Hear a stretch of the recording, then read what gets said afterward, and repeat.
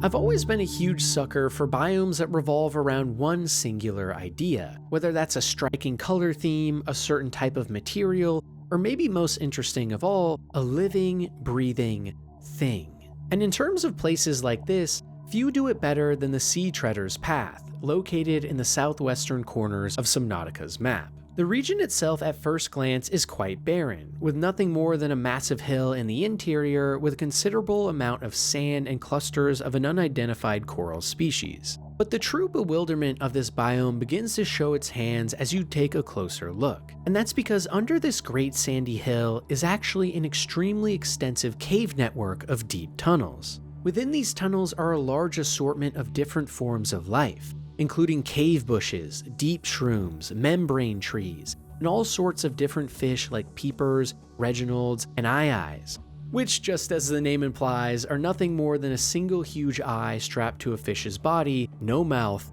no butthole. But as cool as fishes with no buttholes are, the real star of the show in the Sea Treader's Path, and what makes it such a memorable location, are the Sea Treader Leviathans themselves. Beasts that are so notable, they have an entire biome named after them.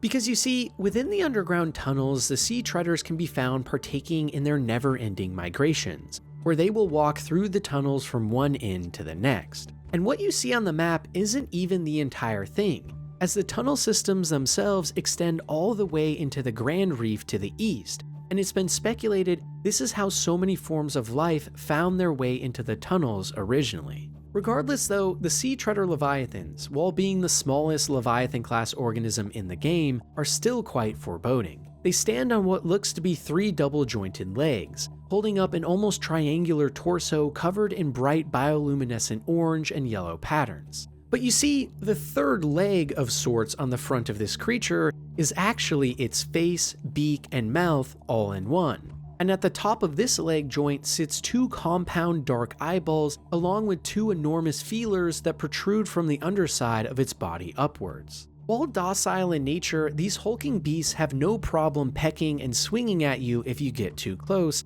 especially when traveling with their babies. And unlike many other Leviathans as well, the Sea Treaders are very pack-focused and move in herds, meaning as you swim through this biome, you frequently will see large groups of them all together, varying from small babies to gargantuan mothers, all constantly emitting loud, echoing calls through the ocean's waves. It's a terrifying yet strangely soothing experience, and makes the ambiance of these tunnels unlike anything else in the game, where you can at one second be searching for some needed materials, and the next, sitting still and watching as the circle of life carries on, and the music of these majestic creatures fills the walls of the caves.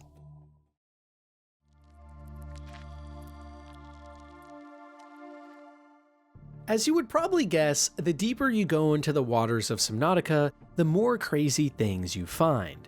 And this principle carries over to below zero as well, where within the deepest caves and darkest corners of the ocean, you can stumble upon biomes that remind you of just how alien this planet is. But in terms of places like this, far and away the most striking are the Crystal Caves and Fabricator Caverns. Both of these zones are immediately recognizable due to their massive purple and red crystal columns respectively, which grow on the ground and walls around you. This means both biomes can be an absolute pain to actually traverse and navigate, as it's always hard to tell where you are, but if you manage to get past the initial frustration, you are met with what is, in my opinion, the most amazing looking set of biomes in the entire series. For the Crystal Caves specifically, the location can only be accessed via the deep purple vents or lily pad crevice, meaning you likely will be very far into the game by the time you get here. And since the Fabricator Caverns can only be found through small openings in the Crystal Caves, the region is even more secluded.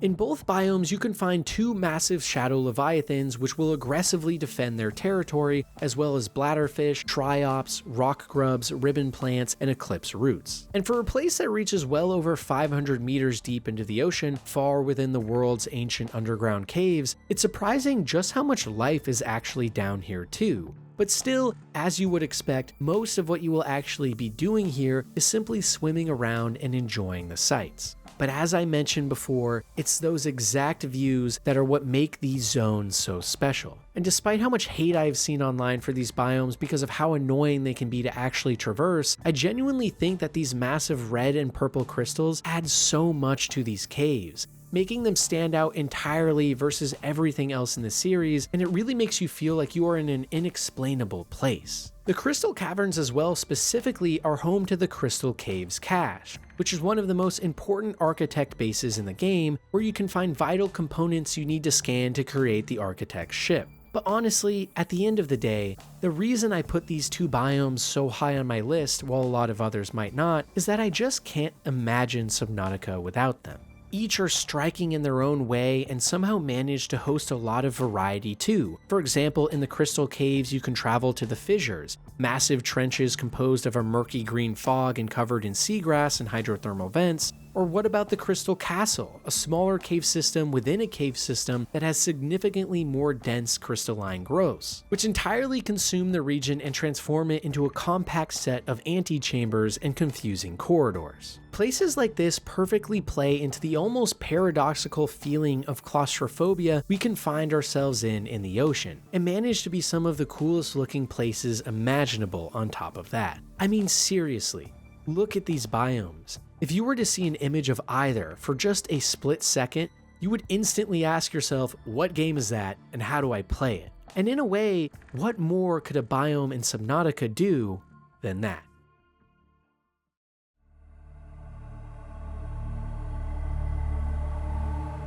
Taking up the entire northwestern portion of the first game, the Dunes biome of Subnautica is one most players are very accustomed to. Not only because of its massive size, that's what she said, but because of the bountiful amount of fauna you can find within.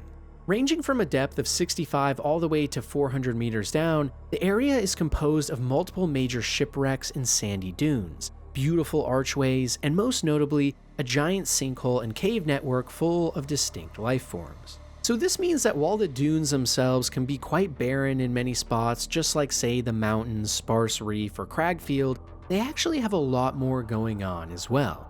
And most of this comes from the extensive network of animal life that can be found here, giving birth to an expansive and vibrant alien ecosystem. For example, it's in the dunes that you can find the illustrious gasopods along with their eggs. These fairly large herbivores release their young from the acidic gas pouches in their tail, which if harvested right before an explosion, can grant the player some valuable resources including ammo for the propulsion cannon. On top of this, the dunes are where you can find 4 hidden sea crowns, one of the rarest types of harvestable plant life in the entire series, which is a hulking blue translucent bladder being held together by small stalks with yellow and green tinges of color throughout. Even cooler though, in my opinion, are the Gary fish and spadefish, some of the goofiest looking things in the entire series, who are fun to endlessly chase around as their giant eyeballs and irregularly shaped bodies waddle in the sea. This is also the area where you can find some warpers as well, which are actually biomechanically engineered life from the hands of the precursors, who can generate teleportation gates, which they use to warp themselves and other small organisms at will, along with sending telepathic or strange messages long distances to communicate with one another. Or in other words, the Dunes biome is chock full of interesting creatures and lore, and more than the other biomes we've spoken about so far in Subnautica, it really does feel like its own distinct world, where so many life forms can come together and commingle, creating something unlike anything else out there. But don't get too excited, because the Dunes is also the breeding ground of 8 massive Reaper leviathans, who patrol the open spaces of the zone and kill anything in their path. And this is only made worse by the fact that there are so few places to hide in the dunes. For most creatures that see a Reaper leviathan setting eyes on them, their doom is all but guaranteed. It can be such a dangerous zone at times, in fact, that the AI on board your ship will even ask you what you are doing starting to drive in that direction, knowing you will most likely die. Detecting multiple Leviathan class life forms in the region. Are you certain whatever you're doing is worth it? But still, while that means the dunes can be quite an exciting zone at times, for me, it still is just too bland. And if you haven't picked up on it already, I really like colorful and vibrant places in Subnautica more than the reserved ones. And while you need a lot of both and either can be good, for me, the dunes are yet another biome that is really fun in theory, but gets bested by many of the upcoming biomes on this list.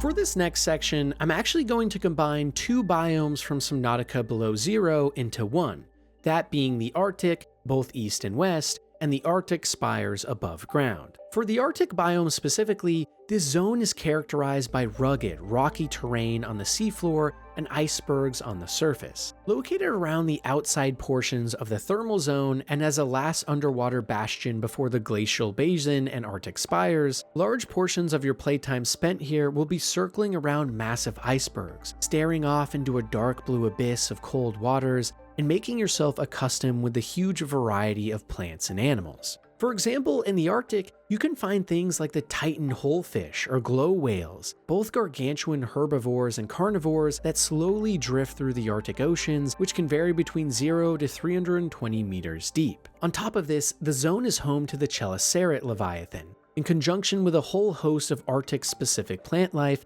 that has grown to survive in even the harshest and coldest conditions. But really, what makes this biome so special for me is how beautiful it is. As we know from our real lives, the Arctic oceans and icebergs in them can be beyond breathtaking, and the harshness in places like this only adds to the intrigue. You can explore underwater calderas that long ago were hollowed out by volcanic eruptions, or try and pet penguins on top of the icebergs where mothers and their youngs sit sunbathing. And even more than anything I could describe or show you here, trust me when I say that out of every single zone I've ever been to in all of the Subnautica games, the Arctic has a special way of wowing you like no other place does. It feels vast, open, yet claustrophobic and cold at the same time. And with the improved graphics of Below Zero, it makes the whole ensemble that much more immersive. But we aren't done yet, because northwest of the Arctic are the Arctic spires, a huge above-water landmass that borders Glacial Bay. The biome is characterized by a flat sheet broken up by huge spires of ice jutting up from below, where it appears the sea level has dropped since the ice spires must have formed long ago. Between these spires as well is a sprawling ice valley, with cracks all along the surface that make it feel like at any moment you could fall through into the icy waters below. But worst of all, the biome itself can be very maze-like, feeling like you are trapped within a labyrinth that you have to figure out as you go through multiple cave entrances, diving through small pools of water to come out on the other side in completely new portions of the zone, and a lot of confusing geography and layouts. But if you thought that was terrifying, then just wait for the ice worms. Enormous Leviathan-class organisms that have long, slender bodies, which they use to burrow through the ice sheets and ambush predators as they struggle to skate across this harsh area. The ice worms themselves also have a thick exoskeleton on their head, sporting an extremely dangerous and huge spike, which they use not only to burrow, but cut their prey in half in mere seconds. Luckily for us though, these creatures use sound to find their victims, which means if you are careful and quiet enough, you should be safe in the Arctic spires to simply sit back and enjoy the views. And really, it's those views that make this zone so special. Because while other places in the Subnautica series can be a little more unique or special in terms of gimmicks of flora or fauna, I really do think that actually swimming around or walking around and playing the game, exploring the Arctic zones, will be some of the most magical times you will have in the series. Which is crazy to say since you can get to both of these zones so early in the game. And for me at least, it goes to show that the most important part of Subnautica, what makes it amazing as a game series, is the immersion, the atmosphere, and feeling like you genuinely are discovering an entirely new world.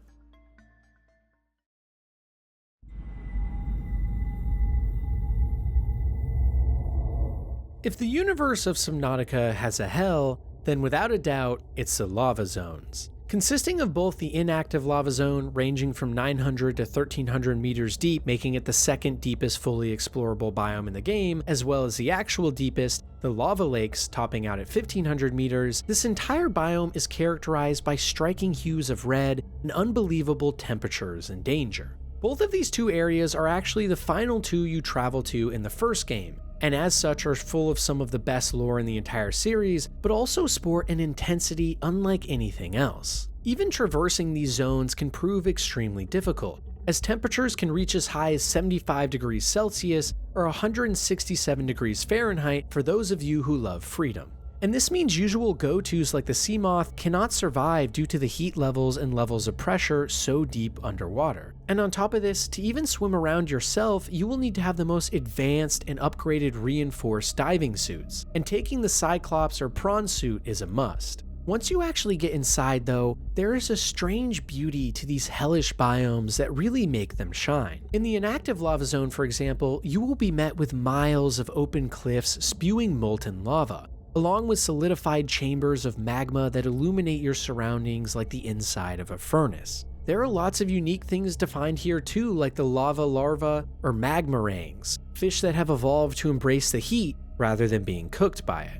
And on top of this too, this is the biome where you can find the great sea dragon Leviathan, a colossal reptilian creature that is housed by a dark green fortress of a body that seems to separate the sea with every move it makes. The Leviathan uses its arms and tentacles to propel itself forward through the lava zone at great speeds, and if you get caught out by one, your only hope is to run and pray. But just when you thought things couldn't get even more intense and awesome, depending on the type of person you are, if you manage to make your way through the inactive lava zone, you finally find yourself in the finale of the game and one of the most memorable biomes in Subnautica history, the lava lakes. While much smaller than the inactive lava zone, and thus for many people not quite as grand, it makes up for this lack of size with absolutely breathtaking views. Giant walls and lakes of lava blanket as far as the eye can see, with obsidian pillars and magma formations creating vast geological structures to wade your way through.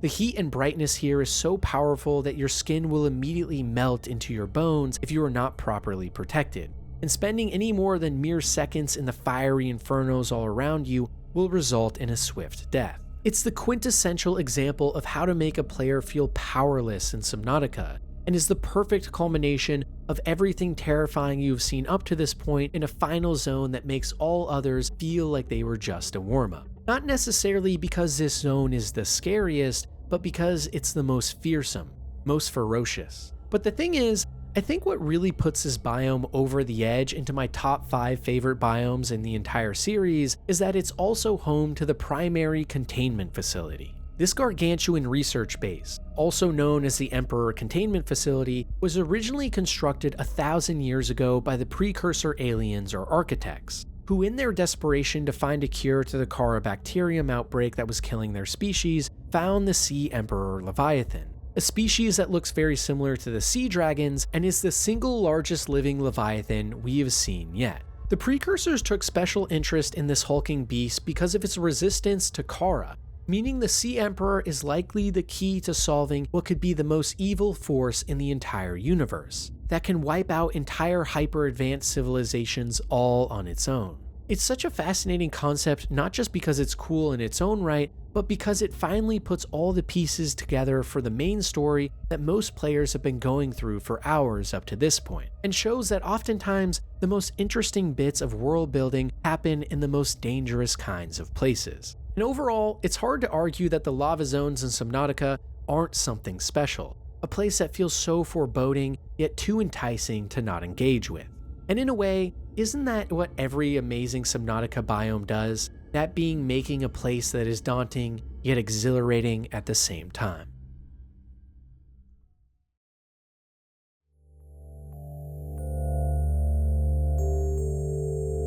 With a name like the Grand Reef, you would expect this Subnautica biome to be full of color and life, but almost disappointingly, most of the time it's actually quite the opposite, instead sporting dark waters and eerie vibes. But you see, that's a big part of what makes this biome so awesome in the end, because by the time you spend hours exploring every corner of it, you realize it has more to offer than meets the eye.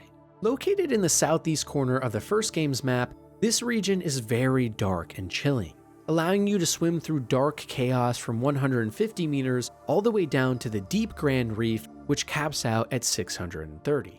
As you swim through this nightmare, you will see lots of small dots of light from fish and plants that hang on the corners of the cliffs. and each tell a story of a biome that used to be so vibrant that has lost some of its luster in recent years, potentially at the hands of the Chara bacterium. And all throughout the zone too, you can find shoals of fish, along with larger creatures as well, including bone sharks, crab squids, and the haunting ghost leviathans. These apex predators have a soft, bioluminescent and transparent outer membrane that shields a large muscular body, with piercing yellow eyes, all of which give them a menacing look that matches their equally aggressive demeanor. When attacking, these leviathans extend their jaw muscles outwards and excrete a booming screech, which signals your impending doom and causes massive damage if you're hit, one of the highest damage attacks in the entire game. But outside of these monsters, there's a lot more on offer in the Grand Reef as well, including a tunnel system of caves which sits mostly in the stillness of utter blackness, and also, by far my favorite part of the biome, the deep Grand Reef, which is home to a forest of anchor pods, suspended blue orbs with a jade green pattern which light your way in these ominous waters. This is also the place where you can find the famous final sea base created by the lost crew of the Grassy, which can give you tons of insights on their final days on the planet, as well as what they discovered through their research into the bacterium as well as life nearby. It's the type of zone that most players absolutely love or hate, and for me, I just love the thrill the zone can give you, with the creepy vibes it has absolutely everywhere you go, and some of the best lore in the game. But if we're being completely honest, more than a biome being good for building a base, or how scary it is, or how much lore you can uncover, the true test of whether you personally will love a Subnautica biome is if it passes your vibe check. And for me, the Grand Reef just does. It's expansive, visceral, and even menacing at times, and almost acts like a gateway drug into what we will be seeing in the final portions of this list. The best of the best, and biomes that will fill you with utter awe or dread.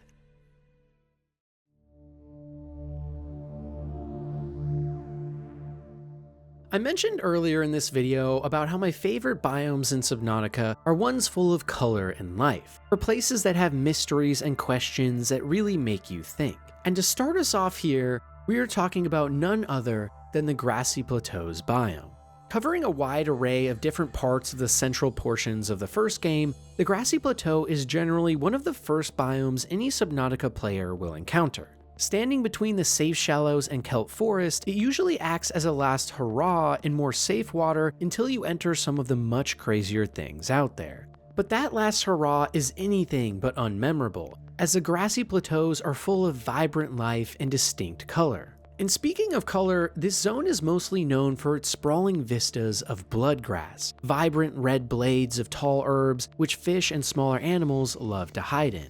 Due to starting at a depth of 50 meters, the biome isn't suitable for creep vines to take hold like in the neighboring kelp forest. So instead, you are left with a very wide open area in a sea of red, with pillar-like structures formed from water erosion and smooth marine plains consisting entirely of sand. It gives the entire region a very easygoing feel, and when you combine that in with a huge assortment of plants and animals, it feels so alive and optimistic. Scattered all around the ground are plants like acid mushrooms, redwort, and the beautiful veined nettles, which resemble a common hand fan but come to life with a burst of violet and dark purple stems. But as with any zone with lots of life, there are also lots of predators, and in the Grassy Plateaus, this includes the smaller biters, tadpole lookalikes which have razor-sharp teeth and temperaments of piranha, along with the infamous sand sharks which burrow into the sands of the biome and wait for unsuspecting prey to swim by for an ambush attack.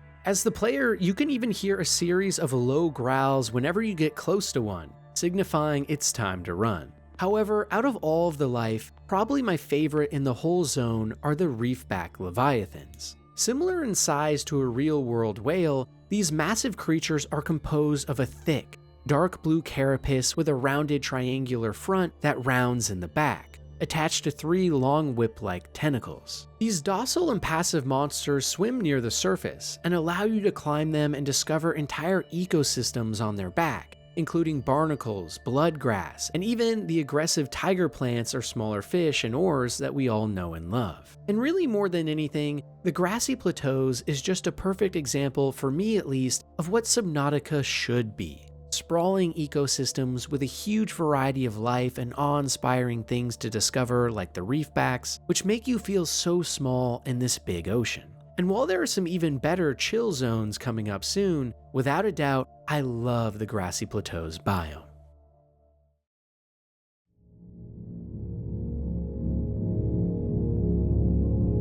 For the first Subnautica below zero biome on this list, we have to turn to a place that, while cool, is actually my least favorite in the whole game, the Thermal Zone. Consisting of 3 entirely separate biomes, the Thermal Zone is a long patch of sea that stretches all the way from the eastern borders of the West Arctic towards the Twisty Bridges in the north, around the Lily Pad Islands, after which it reconnects with itself, completely surrounding Delta Island. This ring of sorts is split up between the thermal spires, ranging from 5 to 200 meters deep, the purple vents, which go no further than 170, and finally the tree spires, which dive into the dark waters 460 meters below the surface. And with all this area comes a lot of, well, thermal vents. Don't get me wrong, these underwater structures are cool, and the plumes of hot gas you see everywhere definitely produce a certain vibe, it's just not quite my favorite one. In the purple vents specifically, you can find a unique yellow discoloration all across the ground, due to a process known as hydrothermal alteration,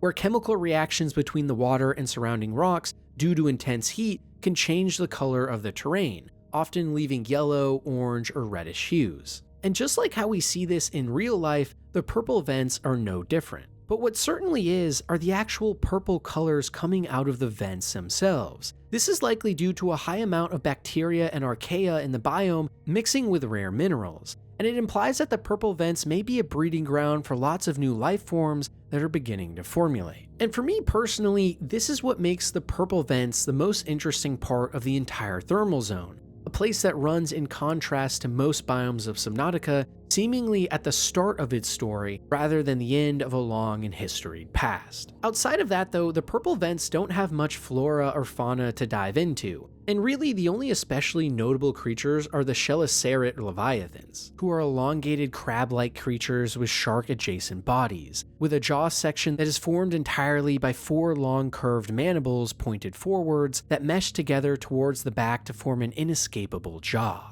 These carnivores use their long spines to reach extremely high speeds underwater, and a dorsal fin-like membrane that coats spikes growing out of their plated skin. They are without a doubt one of the scariest things you will ever see approaching you in-game, and the purple vents aren't the only place it can be found, as even more reside in the next part of the thermal zone, the tree spires. As the deepest part of the entire zone, the tree spires biome is home to a much wider variety of life, including brute sharks, hoop and red feather fish, along with cliff lanterns and tornado plants. But without a doubt, the real thing that makes this biome interesting are the large tree-like hydrothermal vents covered in vines that spew gases towards the surface. And this is where you can find the gargantuan vent gardens. These Leviathan-class animals are so rare that there's actually only 2 in-game, but while they lack high numbers, they make up for it in pure mass. Over 100 meters in height, these jellyfish lookalikes have a round transparent bell attached to their body, which uncases a large red structure resembling seaweed, all attached to a cone structure that emits a bright cyan glow at night,